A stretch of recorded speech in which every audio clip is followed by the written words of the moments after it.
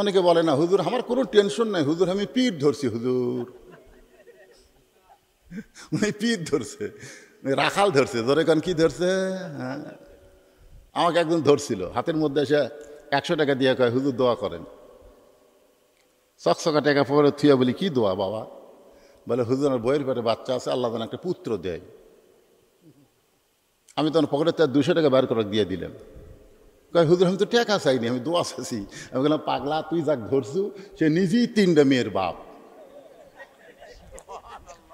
সে নিজেই 3টা মেয়ের বাপ। তার দোয়া দিয়ে যদি বেটা সওয়াল হতো তাহলে আল্লাহ তাকে একটা পুত্র সন্তান দিত। এত দোয়া করছি বারে, আমাকে আল্লাহ পুত্র দেয়নি, তা আমার কাছে আবার তোর বইয়ের জন্য দোয়ালি বেড়াচ্ছ। তখন বলতে যে হুজুর তাহলে আপনি টাকা আপনি নেন, আমার নামক দেন। এই টাকা অ্যাকচুয়ালি দৌড় মারতেছে। আমি জিজ্ঞেস করলাম কোথায় যাবি? বলে ওই হুজুরের কাছে যাবো যার বেটা সওয়াল আছে। আমি বললাম কোনো হুজুরের কাছে না, কোনো পীরের কাছে না, কোনো বাবার কাছে না, কোনো মাজারে না। পাওয়ার যদি চাও একানিষ্ঠভাবে দিবার পারে যিনি, তার কাছে চাও। জোরে কার কথা ঠিক কিনা? যেই নবীকে আল্লাহ তাআলা দুনিয়া থেকেই একটা ভ্রমণের মাধ্যমে আল্লাহ জান্নাতে প্রবেশ করাইছিলেন, বলেন সুবহানাল্লাহ। সেই ভ্রমণকে আমরা বলি লাইলাতুল মেরাজ। মেরাজের রজনীতে আল্লাহ তাআলা আমাদের নবীকে জান্নাতে প্রবেশ করাইছিলেন। নবী যখন জান্নাতে প্রবেশ করলেন তখন নবীর সঙ্গে একজন ফেরেশতা ছিলেন। ফেরেশতার নাম হলো হযরত জিবরাইল। ফেরেশতা জিবরাইল বললেন, ইয়া রাসূলুল্লাহ, আপনি যখন জান্নাতে প্রবেশ করলেন, আপনি যদি জান্নাত থেকে বের না হন, আল্লাহ আপনাকে জান্নাত থেকে বার করে দিবে না। কারণ জান্নাতের একটা শর্ত আছে। জান্নাতের কি আছে? শর্ত হলো ফাদখুলুহা খালিদিন। কেউ যদি জান্নাতে একবার প্রবেশ করে আল্লাহ তাকে চিরস্থায়ীভাবে জান্নাত দিয়ে দেয়। সুবহানাল্লাহ, জোরে কর না কেন? হ্যাঁ, তো আপনি যখন জান্নাতে প্রবেশ করেছেন, আপনি যদি আর জান্নাত থেকে বের না হন তাহলে আল্লাহ আপনাকে জান্নাত থেকে বের করে দিবে না। সঙ্গে সঙ্গে আমাদের নবী এত রাগ করলেন, কি করলেন? রাগ করে বললেন, জিবরাইল, যেই কথা একবার বলেছ এ কথা আর দ্বিতীয়বার বলো না। কারণ আমি নবী আমার জন্য না, আমি নবী হলাম আমার উম্মতের জন্যে। সুবহানাল্লাহ বলেন। দেখেন, জান্নাতের মধ্যে গিয়েও আমাদের নবী জিবরাইলকে কি বললেন? আমি নবী আমার জন্য নয়, আমি নবী হলাম আমার উম্মতের জন্যে। আল্লাহ যদি আমাকে জান্নাতে থাকার জন্য ঢুকতে বলতেন, আমি নবী জান্নাতে ঢুকতামই না। আল্লাহ শুধু আমাকে জান্নাত দেখার জন্য ঢুকতে বলেছেন, সেই জন্য আমি জান্নাতের মধ্যে প্রবেশ করেছি। ফেরেশতা জিবরাইল বললেন, হুজুর তাহলে আপনি কি জান্নাতে প্রবেশ করবেন না? আল্লাহ রাসূল বললেন, আমি সেই দিন জান্নাতে প্রবেশ করব যেদিন আমার সমস্ত গুনাহগার উম্মতিনীকে আল্লাহ জান্নাত দিয়ে দিবে। চিন্তা করে দেখেন, যেই নবী জান্নাতে যায়ও আমাদের কথা ভোলে নাই, আর এখন যে নেতার পিছনে আপনারা চামচাগিরি করতেছেন, এই নেতা ভোট পায় যদি সংসদে যায় আর আপনাদের কথা মনেই থাকবে না। জোরে কোন কথা ঠিক কিনা? হ্যাঁ, এখন যতই বলুক গরিবের বন্ধু, জনদরদি, সমাজসেবক, যতই বলুক, কিন্তু সবসময় মনে রাখবে না। সবসময় যিনি আমাদেরকে মনে রাখবেন, যিনি কেঁদেছেন, যিনি কাঁদতেছেন, যিনি কাঁদবেন, তিনি হলেন আমাদের নবী মুহাম্মাদুর রাসূলুল্লাহ সাল্লাল্লাহু আলাইহি সাল্লাম। এমন একজন নবী ভাগ্যগুণে পেয়েছি বলে আল্লাহর দরবারে শুকর গুজার করছি, আলহামদুলিল্লাহ। আমরা আল্লাহর দরবারে শুকর গুজার করছি, আমরা যে কোরআন থেকে তাফসীর শুনবো, যে কোরআন থেকে আলোচনা হবে, এই কোরআনের মধ্যে কোনো ভুল নাই, এই কোরআনের মধ্যে কোনো সন্দেহ নাই, এই কোরআনের মধ্যে কোনো ধোঁকা নাই। আপনারা বলেন আছে? বর্তমানে যে সংবিধান দিয়ে আমাদের বাংলাদেশ চলতেছে, মাঝে মধ্যে কেউ কেউ সংবিধান পরিবর্তন করার চেষ্টাও করতেছে। জোরে কথা ঠিক কিনা? যে ওই ৭২ সংবিধান আর চলবে না, এই সংবিধান বাতিল করে নতুন আবার সংবিধান করা লাগবে। এই ২৪-এর গণ আন্দোলনে যে অভ্যুত্থান হয়েছে, এই ২৪-এর গণ অভ্যুত্থান অনুযায়ী এবার নতুন করে সংবিধান তৈরি করা লাগবে। তাহলে বোঝা গেল ৭২-এ যেটা হচ্ছে সেটা ২৪-এ বাতিল করা লাগবে, এরকম কিছু কথা মানুষ বলে। কিন্তু আজ থেকে ১৪৫০ বছর আগে যে সংবিধান আল্লাহ আমাদেরকে দিয়েছেন, কোরআন, কিয়ামত পর্যন্ত এইটা পরিবর্তন করার কোনো উপায় নাই। কি জন্যে নাই?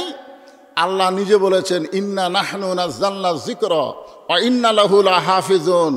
আমি কোরআনকে তোমাদের জন্য উপদেশ হিসাবে নাজিল করেছি। এই কোরআনের হেফাজতের দায়িত্ব আমি স্বয়ং আল্লাহ নিজে নিয়েছি। এর মধ্যে আর কম বেশি করার কোনো সুযোগ নাই। এখন আপনারা বলেন তো, যে সংবিধান দিয়ে বাংলাদেশ চলতেছে, এই সংবিধানের মধ্যে সন্দেহ আছে না নাই? আপনারা যারা জবান খুললেন না, তারা মনে হয় বুঝবার পারতেছেন না। বর্তমান যে সংবিধান দিয়ে আমাদের বাংলাদেশ চলতেছে, এই সংবিধানের মধ্যে ধোঁকা আছে না নাই? এই সংবিধানের মধ্যে গোঁজামিল আছে না নাই? তাহলে যেই সংবিধানে গোঁজামিল আছে, ধোঁকা আছে, সেই সংবিধান দিয়ে কোনোদিন মুসলমান তার ঈমান রক্ষা করতে পারবে না।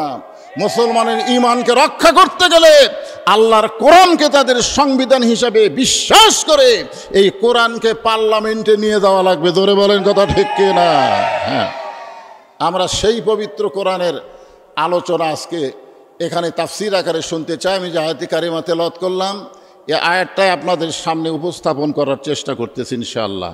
আগে আপনারা দেখেন, কোরআন শরীফের দিকে তাকায় দেখেন। এটা এমন একটা কিতাব যেটাকে ধরবার গেলে সমস্যা আছে, শুনবার গেলে কোনো সমস্যা নেই। কারণ আবু জেহেল নবী যখন কোরআন তেলাওয়াত করত, চোরের মতন চুপি চুপি সারা রাত দাঁড়িয়ে দাঁড়িয়ে কোরআনের তেলাওয়াত শুনতো। মানে শুনতে কোনো সমস্যা নাই। এ যে আপনারা যারা ওয়াজ শুনতেছেন, ওয়াজ শোনার মধ্যে কোনো সমস্যা নেই। কি নাই? সমস্যা নাই। সারা রাত কোরআন দাঁড়ায় দাঁড়ায় শুনেছে। সকালবেলায় এসে কোরআনের পক্ষে তারিফ করে আবু জেহেল বলতেছে, এত সুন্দর কোরআনের বাণী, রাতটা কোন দিক দিয়ে গেল আমি বুঝবারই পারিনি। তার মানে বদরশিদ যে 12টা পর্যন্ত ওয়াজ করলো, কোন দিক দিয়ে সময় গেল আমি বুঝবারই পারিনি। এটা হলো শোনা। এটার নাম কি? এটা শোনা। মানে শুনতে এত ভালো লাগছে যে সারা রাত চলে গেছে, আমি বুঝবারই পারিনি। তা আবু সুফিয়ান বলতেছে, নেতা, যেই কোরআন শুনতে এত ভালো লাগে, রাত কোন দিকটা যায় বোঝা যায় না, সেই কোরআন ধরতে অসুবিধা কি? মানে শুনলেই যদি এত মজা লাগে, তাহলে এটা ধরবার গেলে সমস্যা কি? তা আবু জেহেল বলতেছে যে, আবু সুফিয়ান, কোরআনকে যদি গ্রহণ করি, কোরআনকে যদি আমরা ধরি, তাহলে তোর আর আমার এই ভুয়া নেতাগিরি চলবি না।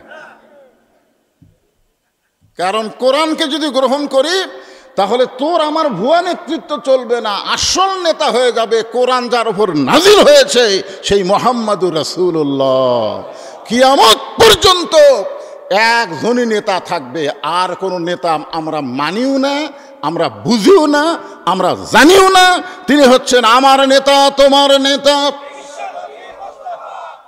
এখন চিন্তা করেন, আবু জেহেলের তরফ থেকে শুরু হয়েছে, যদি কোরআনকে গ্রহণ করি তাহলে আমাদের এই ভুয়া নেতাগিরি চলবে না। আজও বাংলাদেশে যারা ভুয়া নেতৃত্ব দিচ্ছে, তারা কখনো কোরআনের পক্ষে কথা বলবে না, কোরআনের হক কথা শুনবেও না, কেউ বলবার গেলেও বলতে দিবে না। জোরে কোন কথা ঠিক কিনা? হ্যাঁ, খুব খেয়াল করবেন।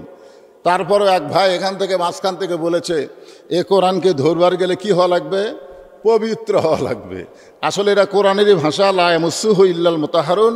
ততক্ষণ পর্যন্ত তুমি কোরআন স্পর্শই করতে পারবে না, ধরা তো দূরের কথা, এরকম হাত দিবারও পারবা না, যতক্ষণ পর্যন্ত তুমি পবিত্র না হবা।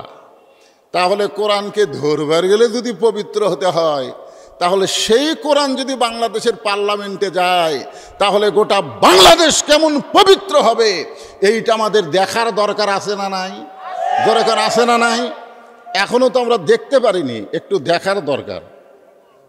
আসলে কোরআন যখন মানুষ মানবে, আমি আয়াতে কারিমা তেলাওয়াত করেছি, ইন্নাল্লাযীনা ক্বালু রাব্বুনাল্লাহ সুম্মা ইসতাকাম। নিশ্চয় যারা বলবে আল্লাহ আমার রব, শুধু বলবে না, এর প্রতি যারা ইস্তেকাম থাকবে, এর প্রতি যারা অটল থাকবে। আজকে শুধু কোরআনের পক্ষে আমরা চিল্লাচিল্লি করব, তা করলে হবে না। বাস্তবে আল্লাহর কোরআনকে গ্রহণ করা লাগবে, তারপরে যা হয়ে যাক। জোরে কোন কথা ঠিক কিনা? হ্যাঁ, এখন আল্লাহর কোরআনকে গ্রহণ করলে আমাদের বাংলাদেশের চেহারা কেমন পরিবর্তন হবে, সেইটা বুঝাইতে গিয়ে আমি আপনাদের সামনে একটা ঘটনাকে উপস্থাপন করলাম। এই আয়াত অনুসারে একটু মনোযোগ দিয়ে শুনবেন। মানুষটির নাম হলো হযরতে ওমর। জোরে বলেন, নাম কি? ছদ্মবেশে মদিনার অলিগলি ঘুরতে গিয়া হঠাৎ হযরত ওমর দেখতে পায় বিস্তীর্ণ মরুভূমির ভিতরে একজন রাখাল উট আর দুম্বা চড়ায়। হযরত ওমর আল্লাহর কোরআনকে দেখার জন্য এই যে কোরআন শুনবার আছেন, এই কোরআন শুধু শুনলে হবে না, বাস্তবে আল্লাহর কোরআন দেখা লাগবে। জোরে কোন কথা ঠিক কি না? শুধুমাত্র আল্লাহর কোরআনকে দেখার জন্য রাখালকে সালাম দিলেন, আসসালামু আলাইকুম রাখাল ভাই, আমার পেটে ক্ষুধা লাগছে, আমি উটের এক পেয়ালা দুধ চাই। রাখাল মুস্কি মুস্কি হাসে। ওমর ফারুক চমকে গিয়ে বললেন, রাখাল তোমাকে সালাম দিলাম, তুমি সালামের উত্তরও দিলা না। আমি ক্ষুধার দালায় উটের এক পেয়া দুধ চাইলাম, সে দুধ তুমি দিবা কিনা সেটাও বলো না।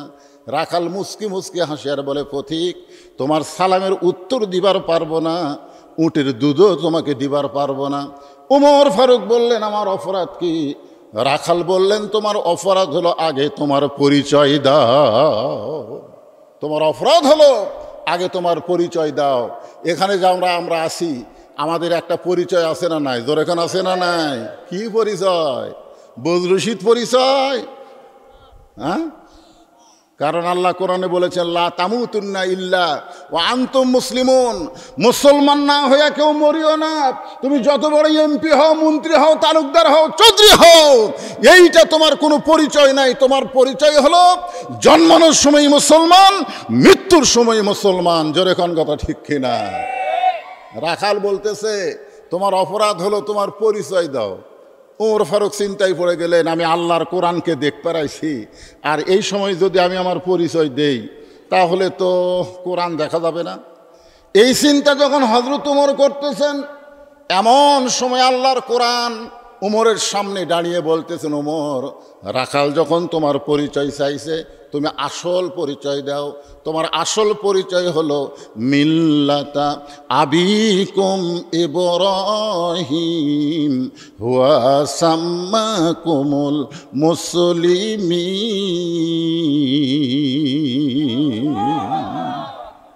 কি পরিচয়? বাঙালি আমরা তো জানি আমাদের জাতির পিতা কে। এতদিন শুনছেন জাতির পিতা, জাতির পিতা না জুতার পিতা? আল্লাহর কোরআন এখানে সাক্ষী দিচ্ছে, মিল্লাত মানে জাতি, আবিকুম তোমাদের জাতির বাপ হচ্ছে ইব্রাহিম, তোমাদের জাতির পিতার নাম হলো হযরত ইব্রাহিম, হুয়া সাম্মাকুমুল মুসলিমিন, যিনি তোমাদের নাম রেখেছে মুসলমান। দুনিয়াতে পরিচয় দেওয়ার জন্য আমরা এক একটা নামে পরিচয় দেই, কিন্তু মূলত আমাদের আসল নাম হলো মুসলমান। জোরে বলেন, নাম কি? আরো জোরে। আল্লাহ যারা বলতেছে না তাদের কান্দের ফেরেশতারা কি বলতেছে কোন তো? আপনি যদি মুসলমান না বলেন, আপনার কান্দের ফেরেশতারা বিরক্ত হচ্ছে না? কে বক্তা বলবার কয় তাও বলে না রে। তখন আল্লাহ বলতেছে, এই বাম কান্দের ফেরেশতা, কোরআনের আয়াত দিয়ে তাদের জাতির পিতা তাদের নাম রাখছে মুসলমান, এই মুসলমান যারা বলতেছে না তাদের কাঁধে লেখ বোবা শয়তান। তা আমরা কি বোবা শয়তান হব? তাহলে যখনই বলবো আমাদের পরিচয় কি, জবান খুলে বলবেন মুসলমান। আমাদের পরিচয় কি? আরো জোরে, জোরসে বলুন। জোর হলো না, আরো জোরে। ওমর ফারুক বললেন, রাখাল আমার পরিচয় যখন শুনতে চাও তাহলে আমার পরিচয় হলো আমি একজন মুসলমান। রাখাল মুস্কি মুস্কি হাসে। ওমর ফারুক বলে, আবার হাসার কারণ কি? বলে, হাসার কারণ হলো আসল না নকল। এখানে যে বলা হচ্ছে সুম্মাস্তাকাম। ওমর ফারুক বললেন, রাখাল আমার পরিচয় হলো আমি একজন মুসলমান। রাখাল মুস্কি মুস্কি হাসি আর বলে, আসল না নকল? ওমর ফারুক বলতেছে, রাখাল মুসলমান তো মুসলমানই, এখানে ওর আসল নকল কি? রাখাল বলতেছে, আসল মুসলমান যারা হবে তারা চাওয়ার ব্যাপারে সতর্ক থাকবে। আসল মুসলমান যাত্রার কাছে চাবে না, দরকার হলে ফাঁসির মঞ্চে যাবে, কিন্তু রাষ্ট্রপতির কাছে প্রাণ ভিক্ষা চাবে না। জোরে কোন কথা ঠিক কিনা? দরকার হলে ফাঁসির মঞ্চে যাবে। এরকম কিছু মুসলমান আমরা বাংলাদেশে দেখছি হাসিনার সময়। জোরে কোন কথা ঠিক কিনা? রাষ্ট্রপতির পক্ষ থেকে একটা ক্ষমা ঘোষণা, তোমরা দরখাস্ত করো, তোমরা দরখাস্ত করো, রাষ্ট্রপতি যদি দয়া করে মাফ করে তাহলে তোমাদের ফাঁসি হবে না। ফাঁসির আসামি মুচকি মুচকি হাসতেছে। তো মুচকি মুচকি হাসার কারণ? উকিল জিজ্ঞাসা করতেছে, হাসতেছেন কেন? বলে, হাসার কারণ হলো বাংলাদেশে 3টা রাষ্ট্রপতিকে ক্ষমতা থাকা অবস্থায় মরা দেখছি। এই বাংলাদেশে 3টা রাষ্ট্রপতি, তাদের সকলের নামের শেষে আছে রহমান।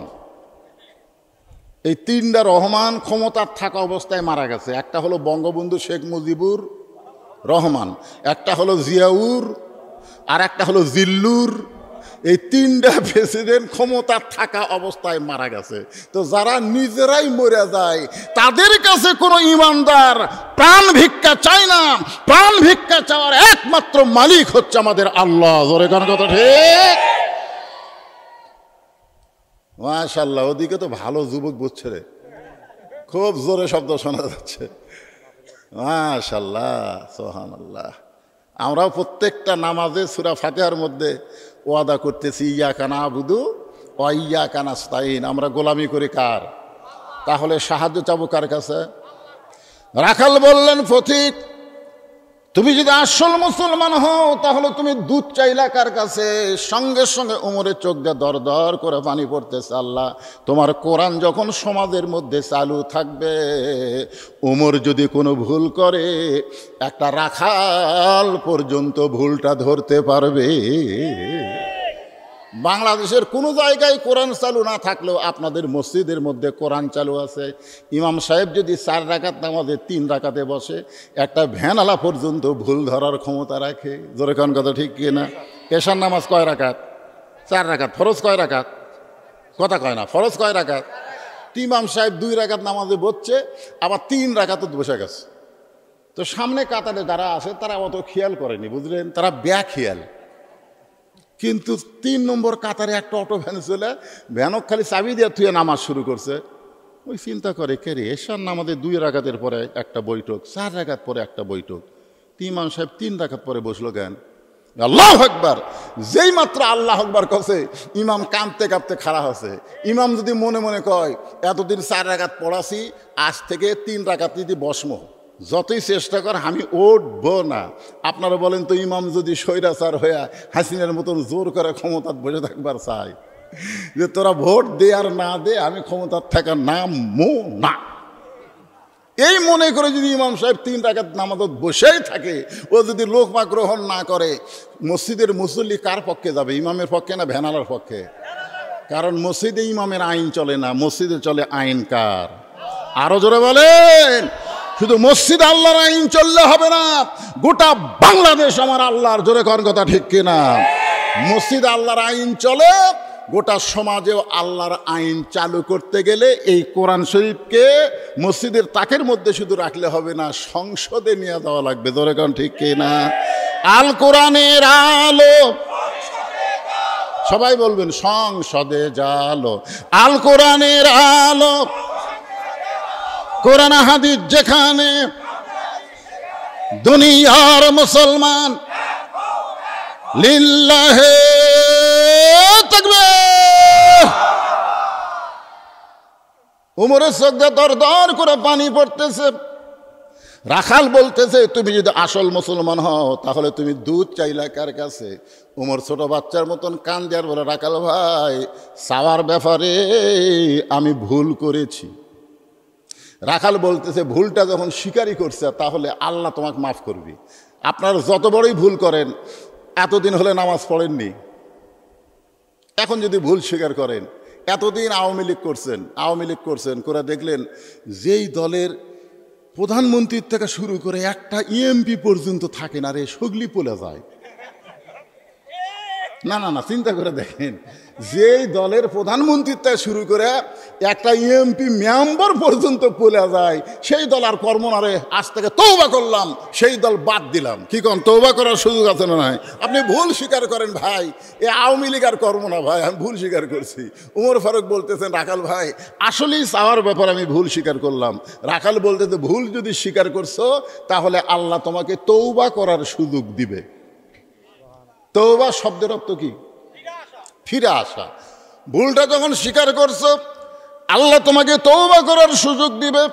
তুমি তওবা করলে আল্লাহ তোমাকে মাফ করবে। ওমর ফারুক বলেন, রাখাল ভাই, তাহলে আমি তওবা করতেছি। রাখাল বলে, তুমি মূর্খ মানুষ, তুমি তওবা কেমনি করবা? ওমর ফারুক চুপ করছে, বলে, আমি মূর্খ? বলে, মূর্খ না হলে যাত্রার কাছে চাই, যারা গান গায় দয়াল বাবার দরবারেতে কেউ ফিরে না খালি হাতে, আপনারা বলেন তো এরা শিক্ষিত না মূর্খ?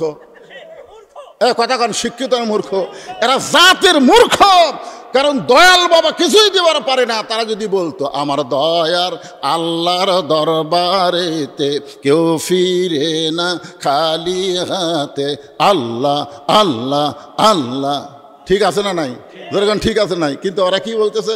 দয়াল বাবার দরবারেতে কেউ ফিরে না খালি হাতে। এটা কি? হ্যাঁ, তোমার মতন মূর্খ কেউ নাই। বরং আমি তোমাকে তওবা পড়াই, তুমি আমার সঙ্গে তওবা পড়ো। হযরত ওমরের চোখ দিয়ে দর দর করে পানি পড়তেছে। আল্লাহ, তোমার কোরআন যখন সমাজের মধ্যে চালু থাকবে, ওমরের মতন ভুল করলে একটা রাখাল পর্যন্ত তাকে তওবা পড়ানোর সাহস পাবে। এবার রাখাল হযরত ওমরকে তওবা পড়াচ্ছেন। যারা মাগরিব এশার নামাজ পড়েন নাই আর যারা নামাজ পড়েছেন, আমরা সকলেই তওবা করব। কারণ যেভাবে নামাজ পড়া দরকার আমরা সেভাবে আদায় করতে পারতেছি না।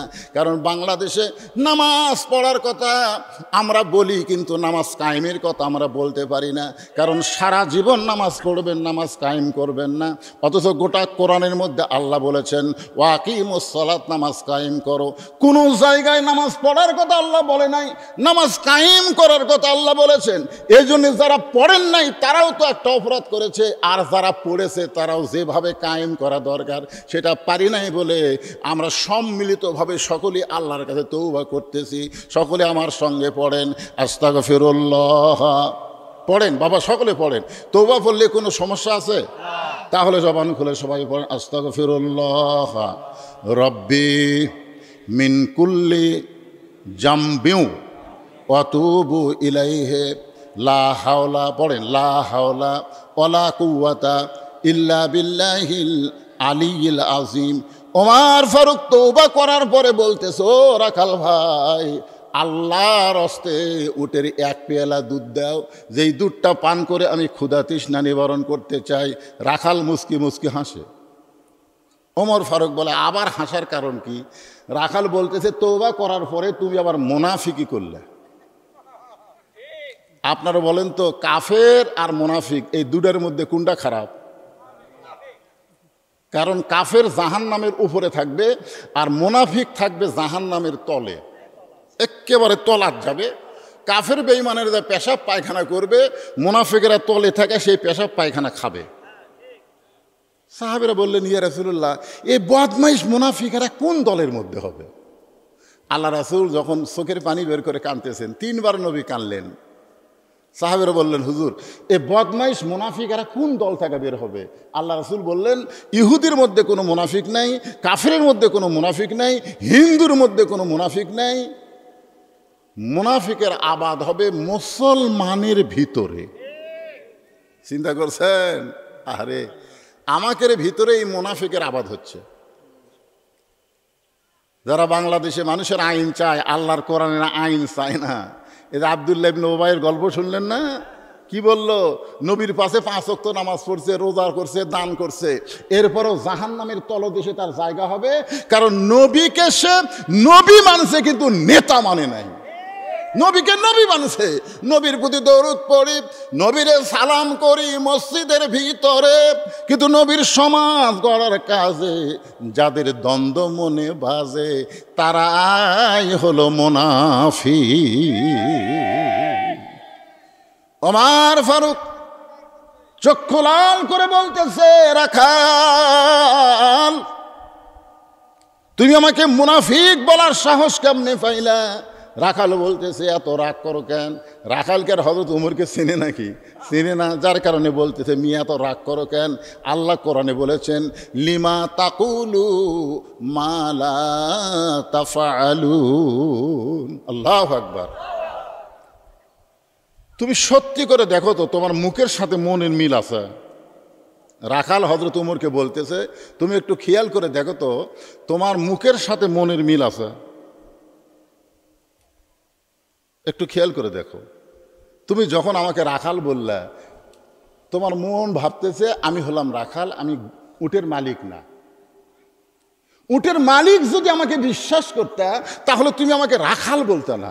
যখন আমাকে রাখাল বলেছ, তখন তোমার মন বলতেছে আমি উটের মালিক না।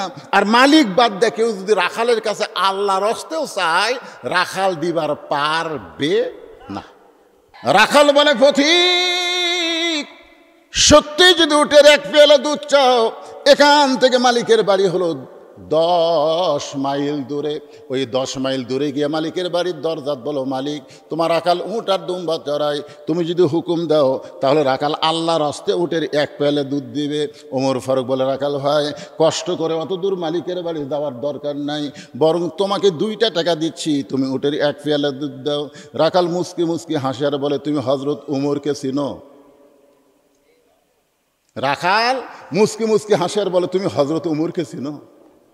উমরকে যদি চিনতে, তাহলে এইরকম প্রস্তাব করার সাহস পাইতে না। উমরের গুপ্ত বাহিনী যদি দূর থেকে দেখবার পাই তুমি আমাকে 2 টাকা ঘুষ দিছা, আর মালিক বাদ দিয়ে আমি তোমাকে উটের এক পেয়ালা দুধ দিছি, তাহলে তোমাকেও ধরবে, আমাকেও ধরবে। এই বুড়া বয়সে তুমি ধরা পড়বা?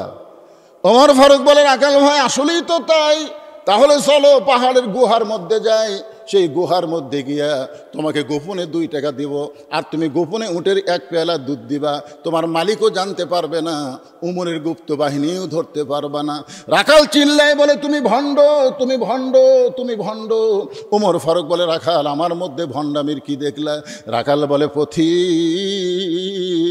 পাহাড়ের গুহার মধ্যে দেওয়া নেওয়া করলে উমরের গুপ্ত বাহিনী দেখতে পারবে না, আমার মালিক জানতে পারবে না, কিন্তু রাখাল যে আল্লাহকে ইন্নাল্লাযীনা ক্বালু রাব্বুনাল্লাহু সুম্মা ইসতাকামু, যে আল্লাহকে ইস্তেকাম করে অটলভাবে ধারণ করেছে, সেই রাখাল বিশ্বাস করে কেউ না দেখলেও আল্লাহ দেখতেছে।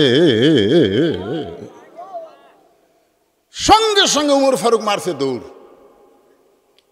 এক দৌড়ে পাহাড়ের পাদদেশে জায়নামাজ বিছায়া 2 রাকাত নামাজ পড়ে আল্লাহর কাছে বলতেছে, আল্লাহ, তোমার কোরআন এত সুন্দর, তোমার কোরআন এত সুন্দর। তোমার কোরআন যখন সমাজের মধ্যে চালু হয়ে যায়, তখন কেউ না দেখলেও আল্লাহ দেখে। এই বিশ্বাসটা প্রত্যেকটা মুমিনের কলিজায়। কেউ না দেখলেও কে দেখতেছে? আজকে আমাদের ছেলেদের হাতে যত দামি মোবাইল থাক, যত দামি মোবাইল থাক, স্ক্রিন টাচ মোবাইল আপনার ছেলের হাতে আছে। যখন দরজা জানলা বন্ধ হয়ে যায়, রাত যখন গভীর হয়, তখন মনে করে বাপ মাও তো ঘুমিয়ে গেছে, দরজা জানলা সব বন্ধ, এই সুযোগে আমি দেখিবে, এই সুযোগে আমি দেখি, কেউ দেখতে পাচ্ছে না তো। কিন্তু আল্লাহর কোরআন যখন চালু হবে, তখন কেউ না দেখলেও আল্লাহ দেখতেছে, এই বিশ্বাস তার কলিজায় আসবে। তার কাছে মোবাইল থাকবে, তার কাছে সব কিছু থাকবে, যেটা বৈধ সেটা করবে, যেটা হারাম সেটা করবে না। মা আতাকুমুর রাসূলু ফাখুযুহু ওয়া মা নাহাকুম আনহু ফান্তাহু। জোরে কোন ঠিক কি না? ওমর ফারুক পাহাড়ের পাদদেশে 2 রাকাত নামাজ পড়ে আল্লাহর কাছে শুকরিয়া করতেছে, আল্লাহ, তোমার কোরআন এত সুন্দর। আজকে রাখালকে দেখি নাই, রাখালের ভিতরে আল্লাহ তোমার কোরআন দেখতে পাই। আল্লাহ, তোমার কোরআন এত সুন্দর। তোমার কোরআন যখন চালু থাকে দুনিয়ায়, কেউ না দেখলেও আল্লাহ দেখতেছে। এই বিশ্বাস রাখালের কলিজা। রাখাল উমর ফারুকের পিছনে এসে বলতেছে, পথিক, যতই কান্দ, উটের দুধ আমি দিবার পারলাম না। ভাই মনোযোগ দিয়ে শুনবেন, যতই কান্দ, উটের দুধ দিবার পারলাম না। উমর ফারুক বললেন, রাখাল ভাই, উটের দুধের দরকার আমার নাই, উটের দুধের দরকার আমার নাই। আমি শুধু তোমার কাছে জানতে চাই, তুমি না দেখা আল্লাহকে কলিজার মধ্যে জায়গা দিয়া তুমি যে আল্লাহর কোরআন অনুযায়ী চলতেছো, এর বিনিময়ে তোমার চাহিদা কি? আপনারা বলেন তো, যে বাংলাদেশে আল্লাহর কোরআন চালু হোক, আর কোরআন চালু করতে গিয়া এই হাসিনার সময় যারা কোরআনের পক্ষে ছিল, কোরআনের আন্দোলন করেছে, তাদের অধিকাংশকেই জেলের মধ্যে ঢুকাইছে। কোরআনের আন্দোলন যারা করেছে, বাংলাদেশে যারা কোরআনে আল্লাহর আইন চায়, তাদেরকে ঘর থেকে বের হবার দেয়নি। সুন্দর বাড়িতেও তারা থাকতে পারে না, আলুর বাগুনের মধ্যে ঘুম পাড়ছে। জোরে কোন কথা ঠিক করে কথা বলেন। এখন চিন্তা করে দেখেন, উমর ফারুক বলতেছে, রাখাল ভাই, ওই না দেখা আল্লাহকে কলিজার মধ্যে জায়গা দিয়া আল্লাহর কোরআন অনুযায়ী তুমি চলতেছো, এর বিনিময়ে তোমার চাহিদা কি? তুমি কি চাও? কারণ তোমার তো ভালো চাকরি নাই, তুমি রোদের মধ্যে উর্দুম্বার রাখালি করো, তোমার একটা ভালো বাড়ি নাই, তোমার ভালো খাওয়া নাই, এরপরেও তুমি আল্লাহর আইন কোরআন মানতেছো, এর বিনিময়ে তোমার চাহিদা কি? সঙ্গে সঙ্গে রাখাল আল্লাহর কোরআন থেকে তেলাওয়াত করলেন, রব্বানা, সকলে পড়েন, রব্বানা আতিনা ফিদ দুনিয়া হাসানাতাও ওয়া ফিল আখিরাতি হাসানা ওয়া কিনা আযাবান্নার। ওমর ফারুক বললেন, রাখাল, আমি তোমার চাহিদার কথা শুনতে চাইলাম আর তুমি আল্লাহর কোরআনের আয়াত শোনালে। রাখাল বলে, তুমি আসলেই মূর্খ। রাসূল বলেছে, আমার পরে কেউ যদি নবী হতো, লাউকানা উমর, আল্লাহ উমরকে নবী বানাই দিত। আর সেই উমরকে রাখাল বলতে, তুমি আসলেই মূর্খ। আরে মিয়া, এই আয়াত দিয়ে আমি দুটা জিনিস চাইছি, আমার চাহিদা হলো দুইটা। একটা হলো রব্বানা আতিনা ফিদ দুনিয়া হাসানা, আর একটা হলো অফিল আখিরাতে হাসানা। দুনিয়ার সৌন্দর্য হলো মহামানব হযরত উমরকে আমি এক নজর দেখতে চাই, যে উমর আল্লাহর কোরআনের আইন চালু করার কারণে আমার মতন রাখাল না দেখা আল্লাহকে কলিজার মধ্যে জায়গা দিবার পারছে। সেই হযরত উমরকে যদি খালি একটা বার জীবনে খালি একটা বার যদি দেখতে পাইতাম ভাই, আমার দুনিয়ার আশা আল্লাহ পুরা করত। আমার 2 নম্বর আশা হলো, আমি রাখাল যখন মরে যাব, অধম রাখালকে আল্লাহ যেন জান্নাত দেয়। সঙ্গে সঙ্গে হয়তো ওমর দৌড়ে এসে রাখালের হাতটা এরকম খফ করে ধরছে, ধরেই 3টা চুমা খাবে। কয়টা চুমা? 3টা চুমা খায় বলতেছে, তোমার 2 নম্বর চাহিদা আল্লাহ পুরা করছে। 2 নম্বর চাহিদা কি? 2 নম্বর চাহিদা বুঝতেছেন না? আমি মরার পরে আল্লাহ যেন কি দেয়? জান্নাত দেয়। উমর ফারুক বললেন, তোমার 2 নম্বর চাহিদা আল্লাহ পুরা করছে। কারণ সুম্মাস্তাকামু তাতানাজ্জালু আলাইহিমুল মালাইকা আল্লা তাখাফু ওয়ালা তাহজানু ওয়া আবশিরু বিল জান্নাতিল্লাতী কুনতুম তুআদুন। তোমার কোনো ভয় নাই, তোমার কোনো চিন্তা নাই, মরার সঙ্গে সঙ্গে 8টা জান্নাত তোমাকে বরণ করে নিবে। আপনারা সবাই সুবহানাল্লাহ কইলেন, কিন্তু রাখাল সুবহানাল্লাহ কয় না। উমর ফারুক বলতেছে, রাখাল, তোমার 2 নম্বর চাহিদা আল্লাহ পুরা করছে, মরার সাথে সাথে আল্লাহ তোমাকে জান্নাত দিয়ে দিবে। রাখাল সুবহানাল্লাহ কয় না। উমর ফারুক বলে, রাখাল, এই মরার সঙ্গে সঙ্গে আল্লাহ তোমাকে জান্নাত দিবে, তুমি সুবহানাল্লাহ কও না কেন? রাখাল বলতেছে, মরার পরে আল্লাহ আমাকে জান্নাত দিবে, এটা হলো বাকি কথা। আর হযরত উমরকে দেখা, এটা হলো লগত কথা। তো আমার দুনিয়ার চাহিদাই পুরা হয়নি, মরার পরে আমি জান্নাত পাবো, সেইটা নিয়ে আমার এত আনন্দ নাই। কারণ আমার চাহিদাই হলো 2টা। 1 নম্বর চাহিদা হলো হযরত উমরকে আমি এক নজর দেখব, 2 নম্বর চাহিদা হলো মরার পরে জান্নাতে যাব। তাহলে নগরটাই আমার এখন পূর্ণ হয়নি। হযরত উমরকে যতদিন না দেখব ততক্ষণ পর্যন্ত জান্নাতের ধান্দা আমার নাই। ওমর ফারুক চিন্তায় পড়ে গেলেন যে আমি যে হযরত ওমর, এইটা রাখালকে কেমনে বলবো যে রাখাল আমাকে তওবা পড়াছে, যে রাখাল আমাকে মুনাফিক কইছে, যে রাখাল আমাকে ভণ্ড কইছে। এখন যদি বলি ভাই রাখাল আমি ওমর, বলাও সারা, রাখাল হার্ট ফেল করে মরাও সারা। জোরে কোন কথা ঠিক কিনা? যে ওমর রাস্তাতে গেলে শয়তান কয়দিন যায় না? জোরে কোন কয়দিন যায় না? এখন ওমর চিন্তা করতেছে, আমি যদি খালি বলি যে আমি ওমর, খালি বলাও সারা, মরাও সারা। ওমর ফারুক চিন্তায় পড়ে গেলেন, আমি এখন কি করব? এমন সময় আল্লাহর কোরআন ওমরের সামনে এসে বলতেছেন, ওমর উদউ ইলা সাবিলি রব্বিকা বিল হিকমা। ওমর, সরাসরি যদি বলবার না পারো, সরাসরি, কারণ এখন সরাসরি কিছু ওয়াজ করবার গেলে আগে আওয়ামী লীগ খেপে যেত, এখন আবার বিএনপি খেপে যাচ্ছে। জোরে কোন কথা ঠিক কিনা? এই জন্যে ডাইরেক্ট কথা না বলে আল্লাহ কোরআনে বলতেছেন যে কি করো, হেকমত অবলম্বন করো। ওমর ফারুক যদি বলে যে আমি উমর, তাহলে বলাও সারা, মরাও সারা। জোরে কোন কথা ঠিক কিনা? এখন ডাইরেক্ট বলবার না পাইরা আল্লাহর কোরআন অনুযায়ী হযরত উমর বলতে, রাখাল সত্যি যদি হযরত উমরকে দেখতে চাও। রাখাল চিল্লায় বলে, কোথায় হযরত উমর ভাই, কোথায় হযরত উমর? এই চুপ কর, আই কথাটা শোন, সত্যিই যদি হযরত ওমরকে দেখবার চাও তাহলে ফজরের নামাজ তোমাকে জামাতের সঙ্গে আদায় করা লাগবে। ফজরের নামাজ যদি সামনে কাতারে জামাতের সঙ্গে আদায় করতে পারো তাহলে মেহরাবের মধ্যে লক্ষ্য করে দেখবা যেই মানুষটা ইমামতি করতেছে সেই মানুষটি হলেন হযরত ওমর। তাহলে আল্লাহর কোরআন দিয়ে যখন বাংলাদেশ চলবে, আপনার যাকে এমপি বানাবেন সে নামাজ পড়ানোর মতন যোগ্যতা থাকতে হবে। নামাজ খালি পাশে যায় পড়লে হবে না, পড়ান লাগবে। হঠাৎ যদি একদিন ইমাম না আসে, হঠাৎ যদি একদিন ইমাম আসেনি, তখন কে ইউনিয়নের পড়াবি, কে ওয়ার্ডের পড়াবি, কে মেম্বার সাহেব। সত্যি যদি ওমরকে দেখতে চাও তাহলে তোমাকে ফজরের নামাজ সামনে কাতারে আদায় করা লাগবে। ফজরের নামাজ সামনে কাতারে যদি আদায় করো তাহলে দেখতে পাইবা যে মানুষটা ইমামতি করতেছে সেই মানুষটি হলেন হযরত ওমর। রাখাল ছোট বাচ্চার মতন কান্না শুরু করছে। ওমর ফারুক বলে, এতক্ষণ তুমি হাসলে আর এখন তুমি কান্দিছা, কারণ কি?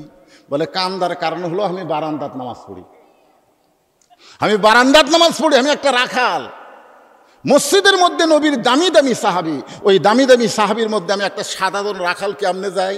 ওমর ফারুক বললেন, এই দলিল তুমি পাইলা কোথায় যে তুমি বারান্দাত নামাজ পড়ো, তুমি সাধারণ, আর মসজিদের মধ্যে যারা নামাজ পড়ে তারা দামি? এই দলিল তোমাকে কে দিল? আল্লাহর কোরআনের দলিল হলো ইন্না আকরামাকুম ইনদাল্লাহি আতকাকুম। ওই ব্যক্তি সবচাইতে দামি হয় যার কলিজার মধ্যে আল্লাহর বেশি ভয়।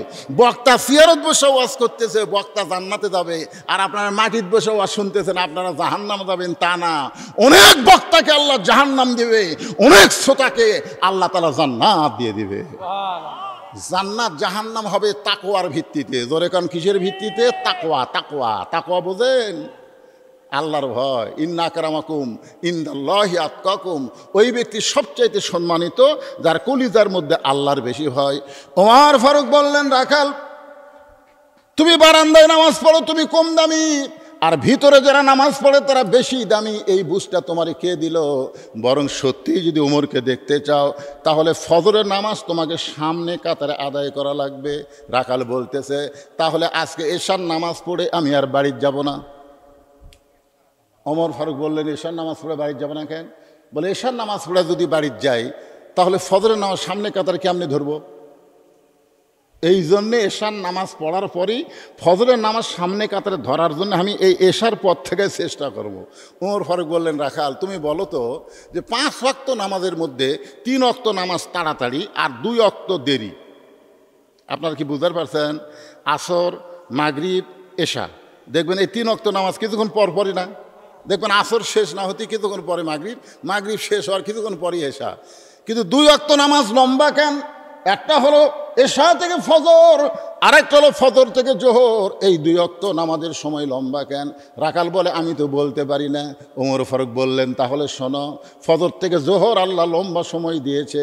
এই লম্বা সময়ের মধ্যে তুমি চাকরি বাকরি করবা, খেতে খামারে কাজকাম করবা, ব্যবসা বাণিজ্য করবা। এগুলো কাজকাম করতে করতে তোমার শরীরের যে ক্ষয় হবে, এশা থেকে আল্লাহ ফজর পর্যন্ত লম্বা সময় দিল।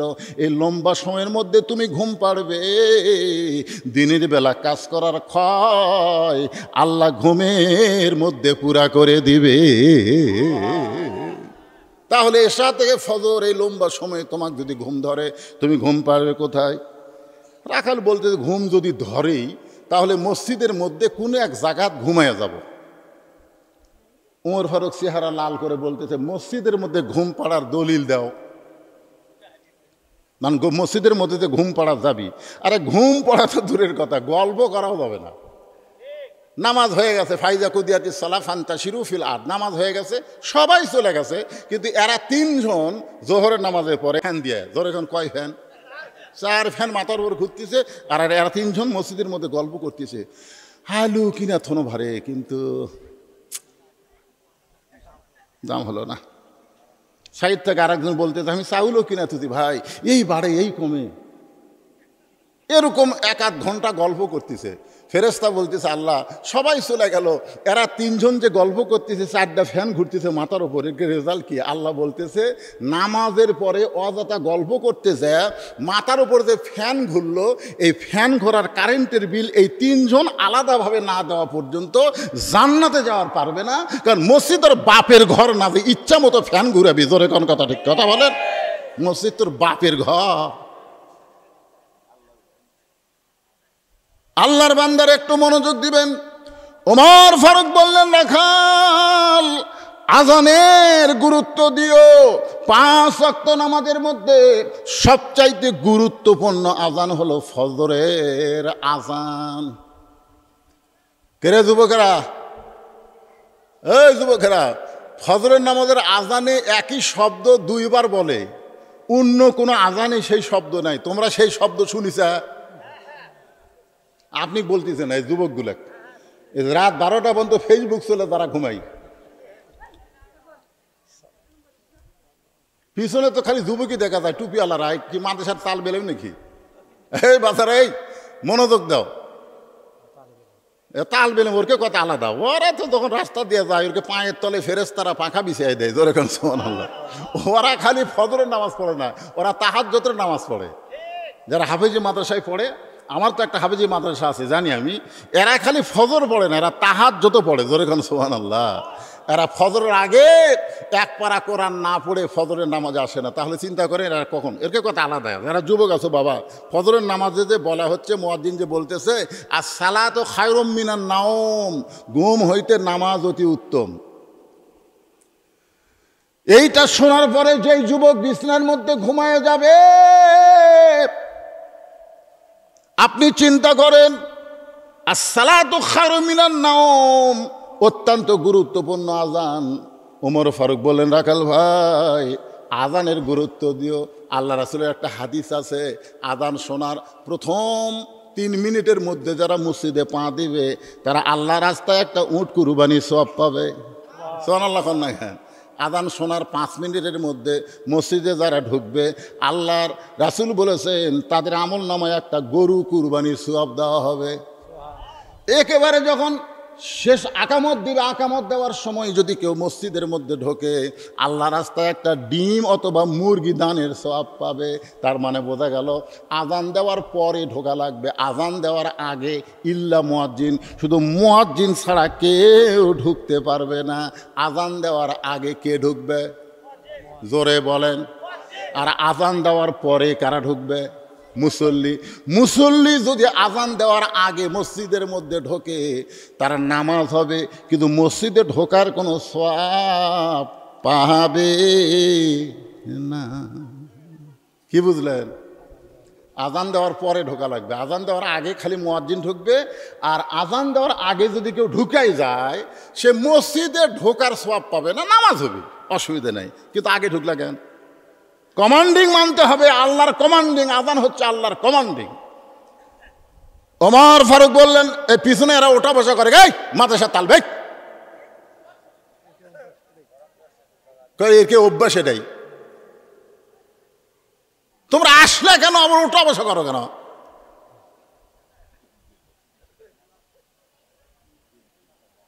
তোমাকে এত প্রশংসা করতেছি তারপরও। এই মাদ্রাসার ছাত্র কয়েকজন খাড়া হতো দেখি, এই খাড়া হও, সব কটা খাড়া হও। যাও, তোমাকে ওয়াজ শোনা শেষ, এখন যাও যাও যাও যাও যাও যাও যাও। না চলে যাক, এরকে ওয়াজ শোনা লাগবে না। এরা যে ওয়াজের সাথে লাগে আছে আরো এলে এলে ওয়াজ। ইজা যুকিরাল্লাহু ওয়াজিলাত কুলুবুহুম ওয়া ইজা তুলিয়াত আলাইহিম আয়াতুহু জাদাতুহুম ঈমানা ওয়া আলা রাব্বিহিম ইয়াতাওয়াক্কালুন। এরা সব সময় আল্লাহর কোরআন পড়তেছে, কোরআন পড়তেছে আর ঝুঁকতেছে। আল্লাহর কোরআনের হাফেজ আলেম হিসেবে আল্লাহ এদের কবুল করুক। জোরে করে আমিন, জোরে বল আল্লাহুম্মা আমিন। এদের এই রাত জায়গায় ওয়াজ শোনা লাগবে না তো। যদি আগামীকাল শুক্রবার হতো তাহলে বলতাম থাক, কিন্তু আগামীকাল যে বৃহস্পতিবার পড়া লাগবে না ওরকম। আর কেউ আছে নাকি? কে বাবা তোমরা দাঁড়িয়ে আসো কেন? বসা যাচ্ছে না বাজান? আজকের মাহফিলে কোনো আদায় নাই, কোনো কিছু নাই, খালি ওয়াজ। আমার ছোট ভাই আব্দুল মুমিন ও আমার অত্যন্ত মহব্বতের, ও আমাকে বলতেছিল যে একটা ছোটখাটো একটা মাহফিল মিলাদ মাহফিলের মতন করব, কিন্তু আয়সা দেখতেছি বিশাল মাহফিল।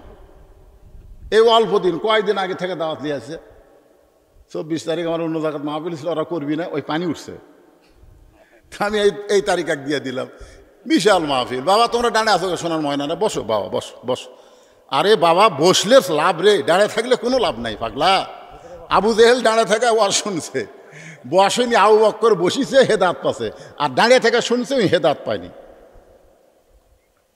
হ্যাঁ, যাদের মন চায় না চলে যান, অসুবিধা নেই, এটা তা আদায় নাই যে লোক কমে গেলে আমাকে কালেকশন কম হবে, কি কোনো ক্ষতি নাই, মন চায় না জানো না। আজকে কিছু মার দিয়ে চলে যাওয়া লাগবে, জোরে কোন কথা ঠিক কিনা ভাই জান? হ্যাঁ, কিছু মার দেওয়া লাগবে না। লিল্লাহে তাকবীর। এতদিন রাখাল নামাজ পড়তো বারান্দায়, কিন্তু আজকে নামাজ পড়বে সামনে কাতারে। আপনারা বলেন তো, এতদিন রাখাল নামাজ পড়তো কোন জায়গায়? হ্যাঁ, হুয়া করা লাগবে, আজকে নামাজ পড়বে সামনে কাতারে। যেই মাত্র মুয়াজ্জিন আজান দিয়েছে, যেই মাত্র মুয়াজ্জিন ফজরে আজান দিয়েছে, এতদিন রাখাল ধীরে ধীরে যাইতো, কারণ বারান্দায় নামাজ পড়ে যারা, জোরে জোরে আসে না তারা। আপনারা খেয়াল করে দেখবেন, অনেক মুসল্লি আগে আসে বেড়া ঘরে। আমি কইলাম, কে ভাই আপনি কখন আসছেন? অনেক আগে আসছে হুজুর। ভিতরে চলেন। না না, ভিতরে গেলে কেরকিত পড়ব, ভিতরে গেলে বলে কেরকিত পড়বি, মানে নামাজ শেষ করে কতগুলো সুন্নতের নিয়ত করে, এখন ওই বাড়াবি কোন দিক দিয়ে?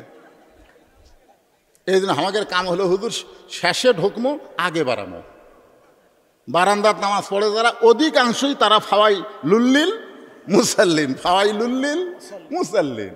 আর সামনে কাতারে মসজিদের ভিতরে নামাজ পড়ে যারা, তারা হলো সেই মুসল্লি। আসসালাতু মিরাজুল মুমিনিন, জোরে বলেন সুবহানাল্লাহ। রাখাল এতদিন বারান্দায় নামাজ পড়েছে, আজকে সামনে কাতারে নামাজ পড়বে। মসজিদের দরজায় গিয়ে রাখাল একটা দোয়া পড়তেছে, কারণ কোনো দিন তো ভিতরে ঢোকে নাই, আজকে ভিতরে ঢুকতেছে।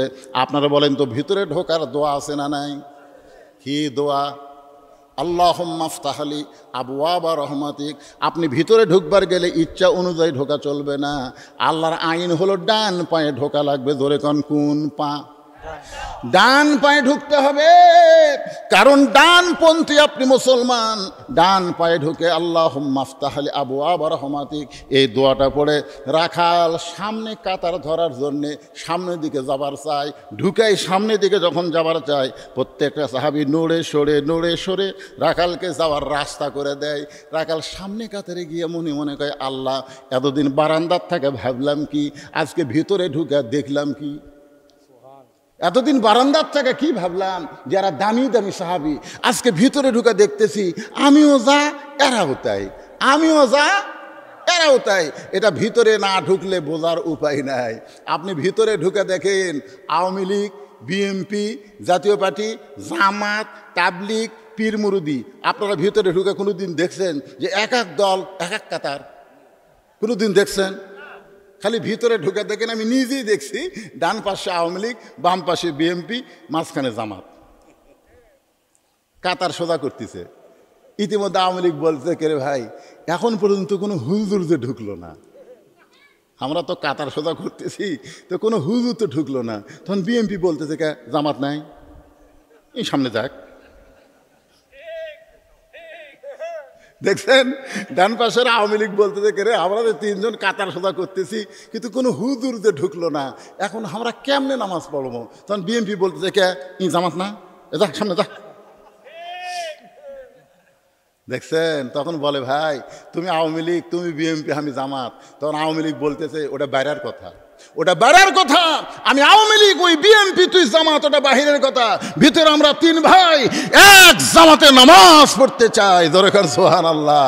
এই জন্য আল্লাহ বলেছেন, উদখুলু ফিস সিলমি কাফা, পুরাপুরি ভাবে ইসলামের মধ্যে ঢুকে দেখো, কোনো দল নাই, সমস্ত মুসলমান এক দল। জোরে কোন কথা ঠিক কিনা? পুরাপুরি ইসলামের মধ্যে ঢুকে দেখো, কোনো কাতার নেই, এক কাতার। এতদিন রাখাল চিন্তা করেছে, ভিতরে দামি দামি সাহাবী, আজকে ভিতরে ঢুকে দেখতেছে আমিও যারাও তাই। আসলে বাইরে থাকলে বোঝা যায় না, সারাদিন ভিক্ষা করে বাইরে নিয়ে আসে, 2 কেজির ওপর চাল পায় না। বউ বলতেছে তুমি আসলে দরজা চেনো না, এই সারাদিন ভিক্ষা করে 2 কেজি চাল নিয়ে আসো, আবার আগামীকাল যাওয়া লাগবে। তো ফকির বলতে কে রে, আমি আবার কোন দরজার যাবো? তুমি বাসার সাধারণের কাছে যাওয়া পারো না? বাসার সাধারণের কাছে যাবা, এমন ভিক্ষা চাওয়া চাবা, দেও দিবি, 2-4 বছর বসে থাকা খাবা, আর ভিক্ষা করা লাগবে না। ওই বইয়ের বুদ্ধি শুনে বাসার সাধারণের রাজ দরবারে ঢুকে দেখে বাসার সাধারণ একটা ছোট্ট ঘরের মধ্যে 2খানা হাত তুলে কাঁদতেছে আর বলতেছে, ও বাদশার বাদশাহ, তোমার দরবার আমি ফকির, আমি ফকির। ফকির কয় কে রে, এতদিন মানুষের দরজা ভিক্ষা করলাম, এরকম কাউকে কান্দা দেখিনি, আরে এই হারে কান্দিছে, তার মানে কি এই বাদশা যদি ফকির হয়ে যায় তাহলে আমি থুতি নাই। চিন্তা করে দেখেন, ভিতরে ঢুকে দেখতেছে বাদশাও যা ইও তাই, ধরে কোন সুবহানাল্লাহ। এটা বাহির থেকে বোঝা যায় না। ফকির একেবারে সামনে কাতারে গিয়ে ফজরের ফরজের পূর্বে 2 রাকাত সুন্নত, আল্লাহ রাসূল বলেছেন ফজরের ফরজের পূর্বে 2 রাকাত সুন্নতের এত দাম, আসমান জমিন বিক্রি করে দিলেও ওই 2 রাকাত সুন্নতের সমান দাম হবে না। সুবহানাল্লাহ। ধরে কোন ফজরের নামাজের পূর্বে 2 রাকাত সুন্নত আছে না নাই? রাকাল 2 রাকাত সুন্নত নামাজ পড়ে চুপটি করে বসে আছে, একেবারে সামনে কাতারে মেহরাব বরাবর 2 রাকাত নামাজ পড়ে চুপটি করে বসে আছে। এমন সময় একজন সাহাবী মসজিদের মধ্যে ঢুকতেছে, মসজিদের মধ্যে ঢুকে দেখে আমার জায়গা দখল। ওই সাহাবীর নাম হলো ওসমান গনি। জোরে কোন সাহাবীর নাম কি? ওই সাহাবীর নাম হলো ওসমান গনি। ওসমান গনি মনে মনে চিন্তা করে, যে জায়গায় আমি দাঁড়ায় নামাজ পড়ি সেই জায়গায় কে বসে আছে, যে জায়গায় আমি নামাজ পড়ি সে জায়গায় কে বসে আছে। এখন হয়তো আপনারা ভাবতেছেন, হুজুর মসজিদের মধ্যে একমাত্র ইমাম ছাড়া অন্য কারো জায়গা তো নির্দিষ্ট নাই, তাহলে ওসমান গনি কেন ভাবতেছে যে জায়গায় আমি নামাজ পড়ি সে জায়গায় কে বসে আছে? আল্লাহ রাসূল বলেছেন, আমি যখন ইমামতি করব, আমি বরাবর যিনি পিছনে দাঁড়াবে তার নাম হচ্ছে আবু বকর। আমার আবু বকর যখন ইমাম হবে, আবু বকর বরাবর যিনি পিছনে দাঁড়াবে তার নাম হবে হযরত উমর। আমার উমর যখন ইমাম হবে, উমর বরাবর পিছনে যিনি দাঁড়াবে তার নাম হলো ওসমান গনি। আমার ওসমান যখন ইমাম হবে, ওসমান বরাবর পিছনে যিনি দাঁড়াবে তার নাম হলো হযরত আলী। হযরত আলী যখন ইমাম হবে, আলী বরাবর পিছনে। নবী কোনো সাহাবীর নাম কয় না, সাহাবীরা বলতেছে ইয়া রাসূলুল্লাহ, হযরত আলী যখন ইমামতি করবে, আলী বরাবর পিছনে কে দাঁড়াবে? রাসূল বললেন, মা ইয়ানতিকু আনিল হাওয়া ইন হুয়া ইল্লা ওয়াহয়ুন ইউহা। আমি রাসূল ততক্ষণ পর্যন্ত বলতে পারবো না যতক্ষণ আল্লাহ আমাকে না বলায়। ওই আলী পর্যন্তই হলো খোলাফায়ে রাশেদিন। তাহলে হযরত উমর যখন ইমামতি করবে, উমর বরাবর পিছনে কে দাঁড়াবে? এতক্ষণ শুনে কি বুঝলেন? জোরে বলেন, কে দাঁড়াবে? কিন্তু আয়েশা দেখে জায়গা দখল হয়ে গেছে। নবীর যত সাহাবী ছিল সবচাইতে নরম সাহাবী হলো আবু বকর, ওসমান গনি। ওসমান গনি ঢুইকে দেখে রাখালের পাশে ফাঁকা জায়গা আছে, ওই ফাঁকা জায়গায় 2 রাকাত সুন্নত নামাজ পড়ে রাখালের দিকে 3 বার তাকাছে। জোরে কোন কয়বার? যে লোকটাকে কোনোদিনও দেখেনি, আমার জায়গাত বসে আছে, তুলে দেয়নি তো, তুলে দেয়নি, পাশে থেকে 3 বার দেখছে। কয়বার? প্রথম যখন এরকম দেখছে রাখাল, তখন দ্বিতীয়বার যখন দেখতেছে, তৃতীয়বার যেই তাকাইছে, এই মিয়া বারবার আমার দিকে তাকাও কেন মিয়া? মূর্খ লোক যারা, তারকে দিকে যদি বারবার তাকান ওই কিন্তু খেপে যাবি। জোর করে কথা ঠিক কিনা? আমার গাড়ির সাথে একবার একটা অটো ভ্যান লাগিয়ে দিয়েছে, বুঝলেন, রাস্তা ছোট, ওইও নামে না, আমাকে ড্রাইভারও নামায় না, তো লাগিয়ে দিয়েছে। আমি খালি জানলা খুলে খালি ভ্যানে আলার দিকে তাকাছি। ভ্যান আলা করছে, হুজুর গাড়ির চড়ে বেড়ান মশান হসা। খালি একবার গিয়ে তাকাছি, এই তাকাছি থেকে একবার তাকাতেই ভ্যান আলা বলতে, হুজুর কি মশান হসে? আরে মূর্খ লোকের দিকে যদি আপনি বারবার তাকান ওই কিন্তু রাগ করবে, আর জ্ঞানী লোকের দিকে যত তাকাবেন তত খুশি হবে। জোরে কোন কথা ঠিক কি না? ওসমান গনি 3 বার তাকানোর সঙ্গে সঙ্গে রাখাল বলে, এই মিয়া বারবার আমার দিকে তাকান কেন মিয়া? সঙ্গে সঙ্গে ওসমান গনি দাঁড়িয়ে গেছে। থর থর করে ওসমান গনি কাঁপতেছে। রাসূল বলেছেন ওসমান গনির শরমও বেশি, নরমও বেশি। ওসমান গনির কি বেশি? শরম বেশি। হায়াউন ওসমান, প্রত্যেক জুমার সানি খুতবায় কিন্তু বলে হায়াউন ওসমান। ওসমান হলো সবচাইতে শরম বেশি। দাঁড়িয়ে থর থর করে কাঁদতে কাঁদতে বলে ভাইজান আপনার নাম কি ভাই? বলে আমার নাম হলো আমি একজন রাখাল। যেই বলেছে আমি একজন রাখাল, ওসমান গনি মুস্কি মুস্কি হাসতেছে। মুস্কি মুস্কি হাসার কারণ হলো রাখাল যারা হবে তাদের ভাষা নরম হলে চলবে না, রাখালের ভাষা মাঝে মধ্যে গরম হওয়া লাগবে। আল্লাহ রাসূল বলেছেন প্রত্যেকটা অভিভাবককে আল্লাহ তাআলা দুনিয়াতে রাখালের দায়িত্ব দিয়ে প্রেরণ করেছে। আপনার যারা অভিভাবক আছেন প্রত্যেকটা অভিভাবককে আল্লাহ তাআলা রাখালের দায়িত্ব দিয়ে দুনিয়াতে প্রেরণ করেছেন। এখন হয়তো আপনারা চিন্তা করতেছেন হুজুর আমার তো গরু নাই, আমার তো ছাগল নাই, আমি কিসের রাখালি করব, আমি কিসের রাখাল? আপনি চোখ বন্ধ করে দেখেন আপনার বাড়িতে আছে, আপনি চোখ বন্ধ করে দেখেন আপনার বাড়িতে। আমি কিন্তু রূপও করতে বলতেছি, পরে আবার ভাঙ্গা দিচ্ছে। আপনারা দেখেন 42 বছরের একটা গাভী আছে, আপনার বাড়িতে একটা গাভী আছে তার বয়স হলো 42 বছর। আপনার বাড়িতে একটা আড়িয়া গরু আছে তার বয়স হলো 22 বছর। আপনার বাড়িতে একটা বকনা আছে তার বয়স হলো 17 বছর। এখন হয়তো বলতেছেন হুজুর 42 বছরের গাভীকে, 42 বছরের গাভী হলো আপনার বউ, আর 22 বছরের আড়িয়া হলো আপনার বেটা, আর 17 বছরের বকনা হলো আপনার মেয়ে। আপনি বলেন তো আপনি পিতা হিসাবে অভিভাবক হিসাবে এই 3 জনের উপরে আপনার রাখালি করার দায়িত্ব আছে না নাই? আপনার রাখালি করার দায়িত্ব আছে। আপনি এশার নামাজ মসজিদের সামনে কাতারে আদায় করলেন, আপনি এশার নামাজ সামনে কাতারে আদায় করলেন, আপনি মনে মনে চিন্তা করতেছেন আমি বাড়িতে যাওয়ার পরে আমার বউ এশার নামাজ পড়তেছে, না হয় কোরআন শরীফ পড়তেছে, এই নিয়ত করে আপনি এশার নামাজ পড়ে বাড়ির যায় দেখলেন আপনার ঘরের মধ্যে লো হরি হরি হরি হরি। কে রে? আমি মুসলমান, এশার নামাজ সামনে কাতার আদায় করলাম, আর আমার ঘরের মধ্যে লো হরি হরি হরি হরি। যায় দেখেন আপনার গাভী 42 বছরের গাভী স্টার জলসা দেখতেছে। তা আপনি এশার নামাজ সামনে কাতার আদায় করলেন আর আপনার বউ ভারতের স্টার জলসা দেখতেছে, আপনার রাখালি করার দরকার আছে না নাই? কি রাখালি করবেন? ময়না পাখি, ও ময়না তুমি ভারতের চ্যানেল দেখো না? রাখালি করা লাগবে। আপনার গাভী যদি গরু যদি অন্যদিকে যায় আপনি কি বলবেন? বাবা গরু ওইদিকে আবাদ আছে, বাবা ওইদিকে যাস না। ওইরকম গরু বাবা গরু করলে হবে, এই গরু হাতত লাঠি লিয়ে খালি এই গরু, আর এক ধাপ দেখবেন গরু আবার ফিরে ঘাসের দিকে চলে আসবে। আপনার বউ ভারতের চ্যানেল দেখতেছে, আপনি কি ভাই মান তাশাব্বা বিকওমিন ফাহুয়া মিনহুম। আল্লাহ রাসূল বলেছেন যে যাকে অনুসরণ করবে তার সঙ্গে হাসর হবে। বাংলাদেশের চ্যানেল বাদ দেন, তুই ভারতের চ্যানেল দেখতেছ। তুমি জানো 400 বছরের পুরাতন বাবরি মসজিদ এই ভারত ভাঙ্গা সেখানে রাম মন্দির তৈরি করছে।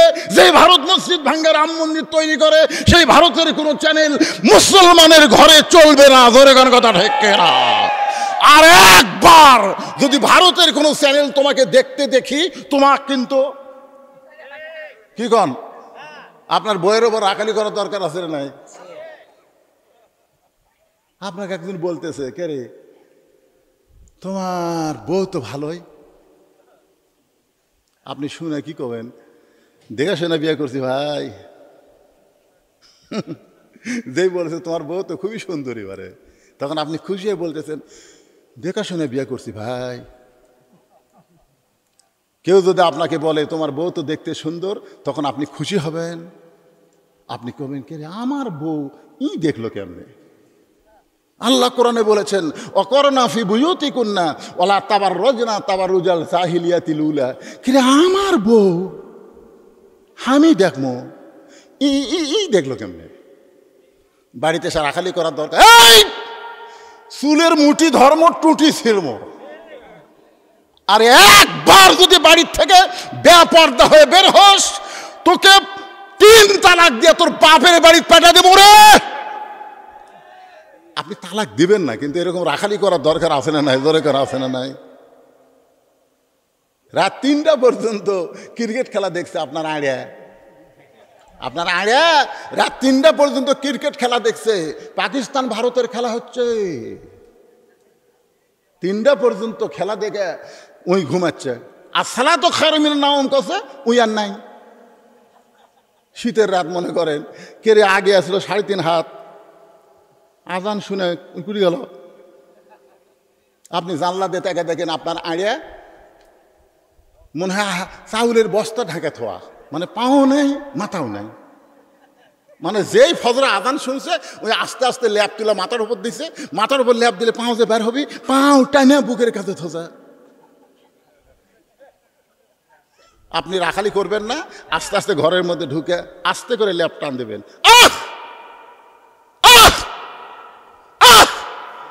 3বার আহা হা করে চিল্লে উঠলে বেটাকে, আব্বা কি হয়েছে?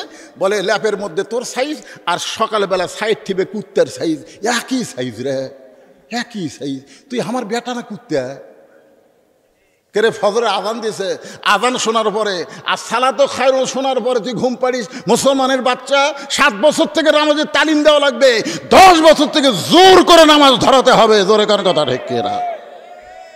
তাহলে আপনার আড়ের উপর আপনার রাখালি করার দরকার আছে না নাই? আপনার 17 বছরের বুক না, আপনার মেয়েটাকে আপনি ভালোবাসবেন, এত ভালোবাসবেন। আল্লাহ রাসূল তার মেয়েদেরকে খুব ভালোবাসতেন। একদিন ঘরের মধ্যে ঢুইকা দেখে 9 বছরের ফাতেমা হাতের মধ্যে ছুরি দিয়া মুচকি মুচকি হাসতেছে। মাত্র 9 বছরের ফাতেমা হাতের মধ্যে ছুরি দিয়া মুচকি মুচকি হাসতেছে। আল্লাহ রাসূল আর ঘরের মধ্যে ঢুকলেন না, নবী ঘর থেকে বাইরে আসলেন। ফাতেমা চমকে গেল, যে বাবা ঘরের মধ্যে ঢুকে আমাকে মা মা বলে আদর করে, আজকে সেই বাবা কেন ঘরের মধ্যে ঢুকলো না? ফাতেমা বারান্দায় এসে দেখে নবীর চোখ দিয়ে দর দর করে পানি পড়তেছে। ফাতেমা বলে, বাবা কি দুঃখ আপনার মনে, আপনি কেন কাঁদতেছেন? রাসূল বলে, ফাতেমা, যে দুনিয়াতে সাজবে মা, আল্লাহ তার আখিরাতের সাজ কমায়া দিবে। বলার সঙ্গে সঙ্গে ফাতেমা হাতের চুরি খুলে মাটির থাইলা দিলেন। নবী দৌড়ে গিয়া ওই চুরি 2টা করে জামার পকেটের মধ্যে ঢুকাই দিলেন। ফাতেমা বলে, বাবা, যেই চুরি হাতে দেওয়ার কারণে আপনি বারান্দায় কাঁদতেছেন, আমি সেই চুরি ফাইলা দিলাম, আপনি কেন পকেটের মধ্যে ঢুকাইলেন? নবী বললেন, ফাতেমা, এই চুরি আমি যত্ন করে রাখবো মা, একদিন তোর নাকে নাকের ফুল পরায় দিব, একদিন তোর কানে কানের দুল পরায় দিব, একদিন তোর গলাত মালা পরায় দিব। ফাতেমা বলতেছে, কবে কবে? আল্লাহ রাসূল বললেন, যেদিন তোমার বিবাহ হবে। ও ফাতেমা, মেয়েরা কেবলমাত্র একজন ব্যক্তির জন্য সাজতে পারবে, সেই ব্যক্তি হলো তার স্বামী। স্বামী ছাড়া অন্য কোনো পুরুষের জন্যে নারীরা সাজতে পারবে না। তাহলে আপনার মেয়েকে বুঝাতে হবে, মা তুমি পর্দার মধ্যে থাকো, তোমাকে যখন বিয়ে দেব ওই স্বামীর জন্য তুমি হাই হিল পরবা, কিলকিল করবা, কিন্তু স্বামী ছাড়া অন্য কারোর জন্য তোমার চেহারা দেখানো যাবে না। ফাতেমা, তুমি কি মনে করেছো তোমার বাবা বিশ্বনবী বলে তুমি জান্নাতি? কখনো মনে করো না মা, বিশ্বনবীর মেয়ে বলে আল্লাহ তোমাকে জান্নাত দেবে। জান্নাতে যদি যাবার চাও তাহলে জান্নাতের আমল করে তোমাকে জান্নাতে যাইতে হবে। ফাতেমা বলে, বাবা, জান্নাতে যাওয়ার কি আমল করা লাগবে? রাসূল বললেন, মাত্র 4টা আমল করবা। 1 নম্বর আমল হলো 5 ওয়াক্ত নামাজ পড়বা। 2 নম্বর আমল হলো রমজান মাসে বছরে 1 মাস রোজা রাখবা। 3 নম্বর আমল হলো স্বামীর কথা মতো চলবা। আর 4 নম্বর আমল হলো সতীত্বের হেফাজত, পর্দা করবা। এই 4টি আমল যদি করতে পারো মা, আল্লাহ খুশি হয়ে 8টা জান্নাতের দরজা খুলে দিবে। ওসমান গনি মুসকে মুসকে হেসে বললেন, ভাইজান, কোনোদিন আপনাকে সামনে কাতারে দেখি নাই তো, আজকে দেখতেছি, এই জন্যই 3বার তাকাতে। ভাই, রাখাল বলতেছে, আমি বারান্দার নামাজ পড়ি, আমার সামনে কাতারে আসার দরকার কি? কিন্তু আজকে আসছি খালি দেখার জন্য। দেখা হয়ে গেলে এই কষ্ট করে বারান্দা ছাড়ে, আরামের জায়গা ছাড়ে এই সামনে আসমো, খালি আজকে দেখাটা হয়ে যাক, চলে যাবো। ওসমান গনি বলতেছে, আপনি আজকে আসে আজকেই দেখবেন, সেই গ্যারান্টি আপনার কে দিল? আজ কয়েক বছর হলে সামনে কাতারে নামাজ পড়ি, এখন পর্যন্ত আমার দেখা হলো না, আর আপনি আজকে এসেই দেখবেন, এই গ্যারান্টি কে দিল? রাখাল বলে, আমার চোখের পাওয়ার ভালো, আমি অনেক দূর পর্যন্ত দেখবার পাই, আর এটি থেকে দেখা পাবো না। ওসমান গনি বলে, ভাইজান, আজ কয়েক বছর হলে সামনে কাতারে নামাজ পড়ি, এখন পর্যন্ত দেখবার পাই না।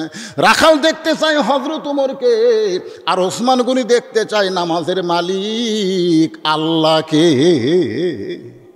আল্লাহ রাসূল বলেছেন, কিতাবুল এহসান, বুখারী শরীফ, প্রথম খণ্ডে, আনতা আবুদুল্লাহ কান্নাকা তারাহু ফাইল্লাম তাকুন তারাহু ফাইন্নাহু ইয়ারাকা। জোরে কর আল্লাহু আকবার। কেউ যদি আল্লাহর ইবাদতের মধ্যে শামিল হয়, ইবাদতের মালিক আল্লাহকে দেখতে পাবে। যদি দেখা সম্ভব না হয়, আল্লাহ তাকে দেখতেছে, এই বিশ্বাস তার কলিজার মধ্যে আসবে। ওসমান গনি বলে, ভাইজান কয়েক বছর হলে সামনে কাতারে নামাজ পড়ি, এখন পর্যন্ত দেখবার পাই না। রাখাল বলতেছে, তাহলে তুমি আমার হাত ধরো। রাখাল বলতেছে, তাহলে তুমি আমার হাত ধরো, আমি নিজেও দেখব এবং তোমাকেও দেখায় দেব। সুবহানাল্লাহ বলেন। দেখেন কত বড় কথা, তুমি আমার হাত ধরো, আমি নিজেও দেখব এবং তোমাকেও দেখায় দিব। এমন সময় আল্লাহর কোরআন ওসমান গনির সামনে এসে বলতেছে, ইয়া আইয়ুহাল্লাযীনা আমানুত্তাকুল্লাহা ওয়া কুনু মা'আস সাদিকিন। আয়াতের বাংলা অর্থ জানেন? আল্লাহ বলতেছেন, যারা আমাকে বিশ্বাস স্থাপন করেছো, আল্লাহর ভয় যদি কলিজার মধ্যে রাখতে চাও, তাহলে সত্যবাদীদের সাথী হও। আপনার বলেন তো, এই বাংলাদেশে যারা কোরআন নিয়ে আন্দোলন করে, কোরআনের হক কথা বলে, তারা সত্যবাদী না মিথ্যাবাদী? তাহলে কার সাথী হওয়া লাগবে? এখানে বলতেছে ওয়াকুনু মা'আস সাদিকিন, তোমরা সত্যবাদীর সাথী হও। ওসমান গনি চিন্তা করতেছে, নিজের যোগ্যতায় দেখবার পাইনি, কিন্তু আজকে এমন একজন পাছি, সে নিজেও দেখবে এবং আমাকেও দেখাবে, এই জন্য হাতটাও ধরিছে ভাই সেইভাবে। কিছুক্ষণ পর যখন নামাজের সময় হয়ে গেছে, নামাজের সময় মানে জামাতের সময়, নামাজের সময় মানে কি, কিছুক্ষণ পর যখন জামাতের সময় হয়েছে, এমন সময় মুয়াজ্জিন আকামত দেওয়া শুরু করেছে। মুয়াজ্জিন যখন আকামত দেয়, সঙ্গে সঙ্গে ওমর ফারুক মসজিদের মেহরাবের মধ্যে ঢুকতেছে। এখন আপনারা চিন্তা করেন, ওমর ফারুক যে মসজিদের মেহরাবের মধ্যে ঢুকলো, এটা কি মসজিদের দরজা দিয়ে ঢুকলো? দরজা দিয়ে ঢুকে নাই, কারণ কোরআনের আইন যখন চালু হবে, প্রত্যেকটা ইমাম মানে একটা এলাকার নেতা হবে। যত বড় মসজিদ সে তত বড় নেতা হবে। ধরে কারণ সুবহানাল্লাহ। এই জন্যে ওই মেহরাবের সাইডে একটা ঘর করা হবে, ওই ঘরের মধ্যে ইমাম সাহেব অপেক্ষা করবে। যেই মাত্র মুয়াজ্জিন আকামত দেবে, সঙ্গে সঙ্গে মেহরাবের মধ্যে হযরত ওমর ফারুক ঢুকে গেছে। রাখাল খালি চোখ দেয় এরকম, ওসমান গনি কিন্তু হাত ধরে আছে, আর এক হাত দেয়, কে রে, এরই সাথে না আমার দেখা হলো। যেই মাত্র মুয়াজ্জিন সাহেব বলেছে কদ কামাতিস সালাহ, কদ কামাতিস সালাহ, সঙ্গে সঙ্গে রাখাল আল্লাহু আকবার। রাখাল যেই মাত্র আল্লাহু আকবার বলেছে, ওসমান গনি রাখালের হাতটা ছাড়া দিস। ওসমান গনি হাতটা ছাড়া দিয়ে বলে, ভাই ইমাম যখন ভুল করে তখন মুসল্লি লোকমা দেয়, এখন পর্যন্ত আকামতি শেষ হয় নাই, আর তুমি আল্লাহু আকবার লোকমা দিলা। রাখাল বলতেছে, এই জন্যই তো তুমি কানা, দেখবার আছে তুমি দেখবার পাও না, আমি কি জন্যে লোকমা দিলাম মিয়া তুমি জানো না, এই জন্যই তো তুমি কানা, এত বছর হলে সামনে কাতারে নামাজ পড়ো, তুমি দেখবার আসা দেখবার পাও না, আমি কি জন্য লোকমা দিলাম মিয়া তুমি জানো না। সঙ্গে সঙ্গে দ্বিতীয় কাতারে একজন সাহাবী দৌড়ে এসে রাখালের হাতটা ধরে হ্যাঁচকা টান দেয়, বলে, পাগল, তুমি তাকে কানা কানা বলতেছো, এই মহামানবকে তুমি চিনো? তুমি যাকে কানা কানা বলতেছো, তখন পর্যন্ত যে তোমার হাতটা ধরেছিল, এই মহামানবকে তুমি চিনো? রাখাল বলতেছে, আমি বারান্দায় নামাজ পড়ি, আমি ভিতরের কাউরে চিনি না। সাহাবী কান্দের, বলে, পাগল রে, যেই মানুষটা তোমার হাত ধরে এতক্ষণ ছিল, যে মানুষটাকে তুমি কানা কানা তিরস্কার করতেছো, এই মানুষটা হলো নবীর ডাবল জামাই ওসমান গনি। যেই মাত্র বলেছে নবীর ডবল জামাই ওসমান গনি, রাখাল ছোট বাচ্চার মতোর কান্দে আর বলে, এই জন্যই তো আমি ভিতরে ঢুকবার চাই না। নবীর দামি দামি সাহাবীর মধ্যে আমি রাখাল কেমনে ঢুকবো? কিন্তু ওই পথিক আমার সর্বনাশ করছে। ওমর ফারুকের দিকে আঙ্গুল দেখায় বলতেছে, ওই পথিক আমার সর্বনাশ করেছে।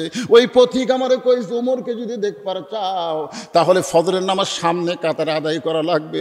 আমি ফজরের নামাজ সামনে কাতারে আদায় করতে আইসা ওমরকে না পাইয়া ওই পথিককেই যখন মেহরাবের মধ্যে দেখতে পাই, তখন আল্লাহু আকবার লোকমা দিয়া ওই পথিককে মেহরাব থেকে আমি সরাই দেব। ওই জায়গায় হযরত ওমরকে আমি এক নজর প্রাণ ভরে দেখতে চাই। ওসমান গনি কান্দের বলে, রাখাল ভাই, তুমি যারে পথিক পথিক বলতেছো, তিনি হলেন হযরত ওমর। গাছের গোড়া কাটলে গাছটা যেমন পড়ে যায়, রাখাল তেমনি মেহরাবের মধ্যে পড়ে ছোট কাটা মুরগির মতন ছটফট করে বলতেছে, আমির আল মুমিনিন, আমি আপনাকে তওবা পড়াইছি, আমি আপনাকে মুনাফিক কইছি, আমি আপনাকে ভণ্ড কইছি, এত কথা বলেছি আমির আল মুমিনিন, এই অধম রাখালকে আপনি কিছুই বলেন নাই। সমস্ত সাহাবীরা বলতেছে, পাগল কি কয় রে, কারে তওবা পড়াইছে, কারে মুনাফিক কইছে, কারে ভণ্ড কইছে, এই পাগল কি বলে। সমস্ত সাহাবীরা যখন আশ্চর্য হয়ে গেছে, এমন সময় পড়ে যাওয়া রাখালকে হলতমর এক টানে বুকের মধ্যে নিয়ে কপালে একটা চুমা খায়। সমস্ত সাহাবীরা বলে, আমির আল মুমিনিন, যে নিজে দাবি করতেছে আপনাকে তওবা পড়াইছে, আপনাকে মুনাফিক কইছে, আপনাকে ভণ্ড কইছে, আপনি তার উপর রাগ না করে তাকে বুকের মধ্যে টাইনা নিয়ে তার কপালে চুমা দিলেন।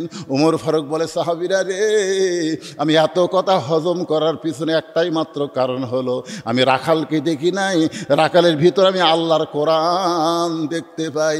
এই কোরআন শুধু কোরআনের মাহফিলে ওয়াজ করার কিতাব না, এই কোরআন শুধু তেলাওয়াত করে রাইখা দিয়া সুমা খাওয়ার কিতাব না, এই কোরআন হলো এমন একটা কিতাবের নাম, যেই কিতাব অনুযায়ী আমাদের সবাইকে আমল করতে হবে।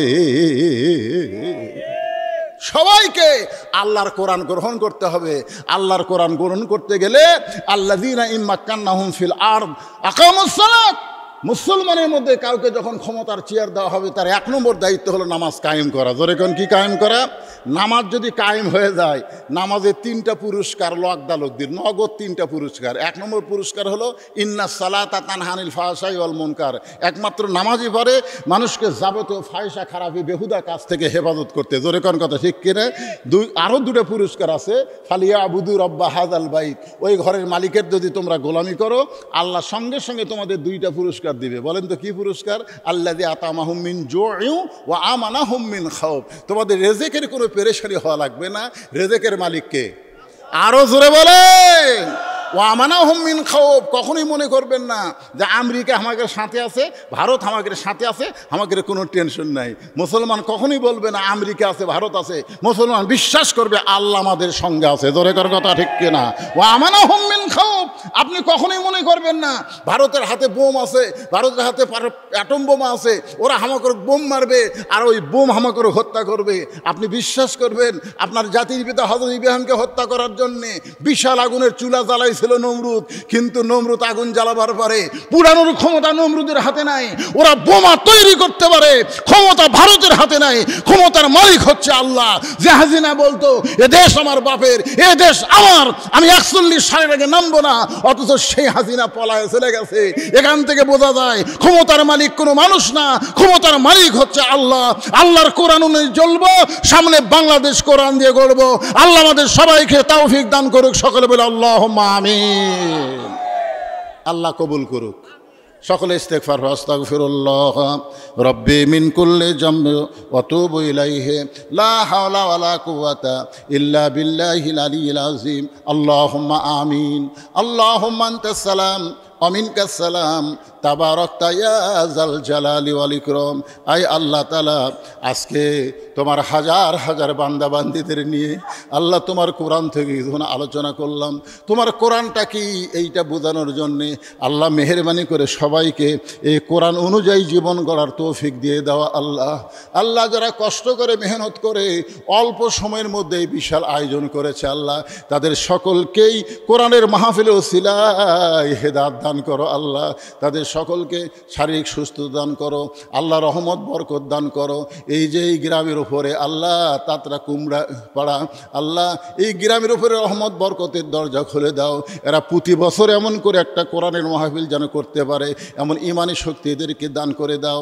এই আল্লাহ আমরা যারা হাত তুললাম, আল্লাহ রব্বির হামহুমা কামা রব্বায়ানি সগীরা, আল্লাহ আমাদের মধ্যে যাদের জনম দুকুনি মা দুনিয়া থেকে বিদায় হয়ে গেছে, যাদের দরদের বাপ আজকে আর দুনিয়ার বুকে জীবিত নাই, আল্লাহ মেহেরবানি করে মা বাবার কবরকে জান্নাতের টুকরা কবুল করো। আমাদের দাদা দাদি নানা নানি আত্মীয় স্বজন আল্লাহ সকলকে মাফ করে দাও।